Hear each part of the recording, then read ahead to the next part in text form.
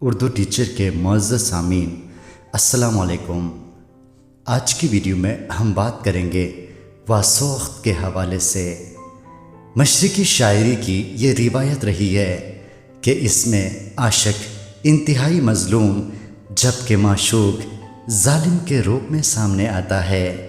معشوق رقیب کے ساتھ مل کر اپنے محبوب کو ستاتا رہتا ہے اور اکثر محفل میں جان بوجھ کر اسے نظر انداز کر کے اسے دکھ پہنچانے کی کوشش کرتا ہے۔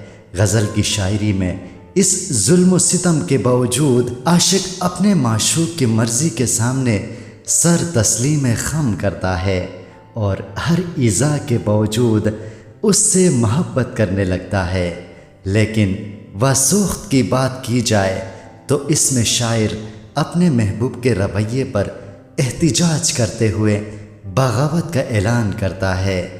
واسوخت کے لغوی معنی کی بات کی جائے تو روگردانی، تنفر، اعراض اور بیزاری کے معنوں میں یہ لفظ استعمال ہوتا ہے۔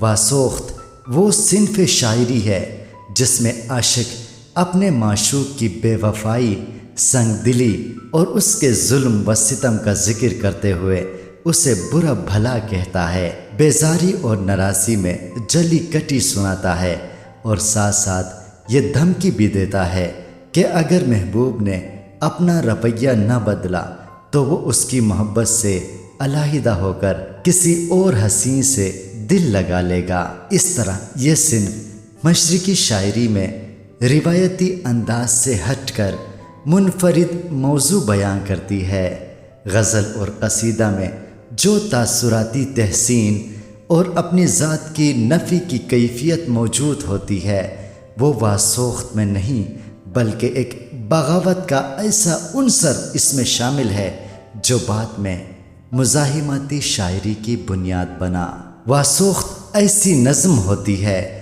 جس میں کوئی بھی ہیئت استعمال کی جا سکتی ہے مگر عموماً مسدس مسمن ترکیب بند میں اس کا اظہار شروع ہوا۔ 20ویں صدی کے اہم شاعر فیض احمد فیض نے ایک واسوخت غزل کی ہیئت میں بھی لکھا ہے۔ واسوخت کے بارے میں نقادوں کا خیال ہے کہ واسوخت میں محبوب کی بے وفائی سے عاشق کی بیزاری، محبوب کے گلے شکوے اور اس پر طعنہ زنی کے پہلو غالب رہتے ہیں، مگر ساتھ سراپا نگاری، زنانہ آرائش لباس اور زیورات کی تفصیل وغیرہ بھی اس شاعری میں شامل ہوتی ہے۔ ناقدین کے مطابق واسوخت کا موجد ایک فارسی شاعر وحشی یزدی ہے۔ اردو میں یہ صنف شعر فارسی واسوخت کی تقلید میں رائج ہوئی۔ اردو کے شعراء ابرو، قیوم، سودا، تابان، میر، قلق، جرأت، امیر مینائی وغیرہ نمایاں واسوخت نگار ہیں۔ محمد حسین آزاد نے میر کو اردو کا سب سے پہلا واسوخت نگار قرار دیا ہے، مگر اکثر ناقدین کے مطابق یہ رائے ٹھیک نہیں ہے کیونکہ میر سے پہلے بھی کئی شعراء نے واسوخت لکھے۔ یہ الگ بات ہے کہ اس وقت تک واسوخت کا لفظ رائج نہیں ہوا تھا۔ اردو ادب کے زیادہ تر مورخین اور ناقدین اس بات پر متفق ہیں کہ واسوخت کی صنف میر اور سودا کے دور میں مقبول ہوئی، لیکن زیادہ تر دبستان لکھنؤ کے زیر اثر اس کی مقبولیت میں اضافہ ہوا۔ واسوخت کی ایک مثال آپ کی سماعتوں کی نظر ہے۔ اور مہ پارا بھی اس شہر میں مشہور ہے اب، اس کی محبوبی و خوبی ہی کا مذکور ہے اب، دیکھنا کچھ ہو اسی کا مجھے منظور ہے اب، صرف اس کو پر کروں گا اپنا جو مقدر ہے اب، اس کنے ضد سے تیری شام و سحر جاؤں گا، گھر سے جس دم اٹھوں گا اس کے ہی گھر جاؤں گا۔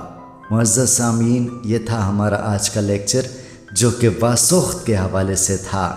مجھے امید ہے کہ واسوخت کے حوالے سے آپ کافی کچھ جاننے کے قابل ہو گئے ہیں۔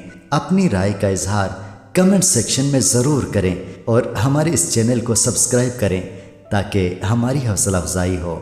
بہت شکریہ۔ اللہ حافظ۔